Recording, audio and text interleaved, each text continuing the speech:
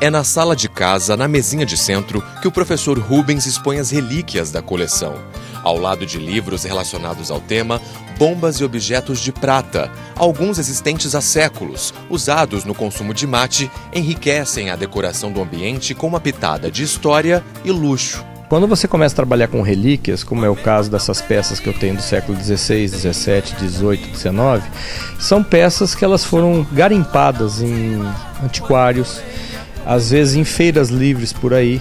Então, viajando pelo mundo, a gente consegue achar algumas peças, né? Mas é na varanda, onde recebe familiares e amigos, que o colecionador guarda a maior parte das 130 bombas e 160 guampas e cuias.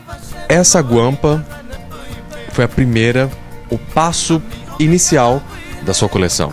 Sim, essa peça tem duas histórias. A primeira, quando meu avô Valdir esteve na fazenda de um amigo, em 1949, como está gravado aqui, tá? Foi feita por um senhor que trabalhava de peão nessa fazenda. Só que esse senhor, na realidade, ele era um pistoleiro do fazendeiro. Ele era o chamado pau de fogo. Tá? É uma pessoa que cometeu alguns crimes, alguns homicídios dos anos 30 até os anos 80, me parece. E ele fez um autorretrato. Tá? Essa é a primeira história. Ele fez um autorretrato e deu de presente para o meu avô. A segunda história é que meu avô me deu essa peça de presente, só que eu esqueci essa peça no sítio do meu avô. E muitos anos depois, eu já com a minha coleção, já com bastante peças, eu comentei isso com um dos irmãos do meu pai, meu tio Múcio, e o meu tio chegou a comentar comigo que achou estranho, porque foi a única peça que ficou da casa do sítio. O sítio foi vendido muitos anos atrás, e esse meu tio guardou a única coisa que ele quis tirar da casa do meu avô lá no sítio foi essa peça. E quando eu comentei que era uma peça que eu jamais teria na minha coleção, meu tio ficou até arrepiado, falou, mas eu fiquei com essa peça. Então meu tio me passou, e ele brinca comigo até hoje que ele passou sob comodato para mim. Na realidade ele me presenteou, é uma peça que eu tenho muito carinho, porque essa peça realmente não tem valor.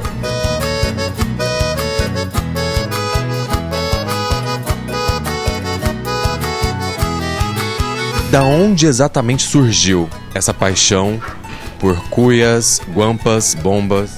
Eu sempre gostei do tereré, desde pequeno, indo na fazenda de amigos, indo a campo, sentando em rodas com os peões, nós sempre tivemos o hábito nas fazendas de tomar tereré.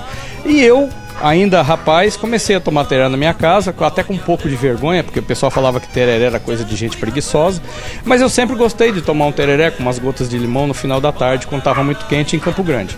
Aí eu fui estudar no interior de São Paulo, levei esse hábito. Por coincidência, eu me tornei amigo de uma pessoa daqui de Campo Grande também, que foi fazer faculdade comigo, e de lá pra cá a gente foi cultuando esse hábito entre amigos. E hoje, a moçada toma muito tereré. Na minha época eu não tomava tanto, mas eu vim trazendo isso desde a minha adolescência. Essa peça de mate aqui, você me contou que já te ofereceram um bom dinheiro por ela, né? Já me ofereceram, um antiquário fora do país, ficou sabendo que eu tinha essa peça e quis comprar essa peça, mas sabe como é que é? Quando você tem uma coleção, você não investe na coleção para ficar rico, para ganhar dinheiro. Eu falo como um professor, a gente não escreve um livro para ganhar dinheiro. Um professor não escreve livro apenas pensando no vil metal. Um colecionador é a mesma coisa.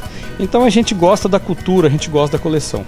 Agora cá entre nós, quanto te ofereceram por essa peça? Olha, aí é uma coisa complicada, porque colecionador não conta. Mas não vende de jeito nenhum? Não vendo, não pretendo vender. Por nenhum preço? Tudo tem um preço, né? Mas a princípio não gostaria de vender. Diante das histórias e da belíssima coleção chamada de Tereré pelo Rubens, os amigos começaram a cobrar um registro de tudo isso. Foi então que Rubens resolveu escrever um livro sobre tereré. O sul mato-grossense está construindo a sua história. É um estado novo, é um povo que tem muito a construir em termos de história. O Sobá é uma história pra gente, como o tereré também é uma história pra gente. Hoje nós temos o tereré como um patrimônio cultural imaterial, é tombado no estado. E por que não escrever esse livro? E eu comecei a pensar em escrever a origem do mate, a origem do tereré, do chimarrão, que essa origem se confunde pelos índios guaranis, né? O hábito dos índios guaranis. E eu pensei em escrever um livro que tem uma parte histórica dessa origem, dessas raízes do tereré, passando também pelos nossos irmãos paraguaios, né?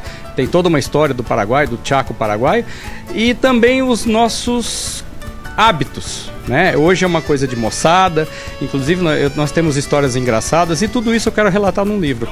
As origens, a história, os casos e os hábitos. E para encerrar a reportagem, é claro que eu não poderia deixar de tomar um tereré aqui com o Rubens. Nesse caso, Rubens, você deu até uma incrementada no sabor, né? Dei. Esse tereré, na realidade, eu gosto de tomar sempre gelado e existe o hábito de pingar umas gotinhas de limão. Aqui em casa eu tenho o hábito de colocar umas folhas de burrito, que é tipo um hortelã que dá na fazenda, que deixa um sabor mais refrescante na erva. E põe refrescante nisso, tá uma delícia. Parabéns pela sua coleção. Muito obrigado.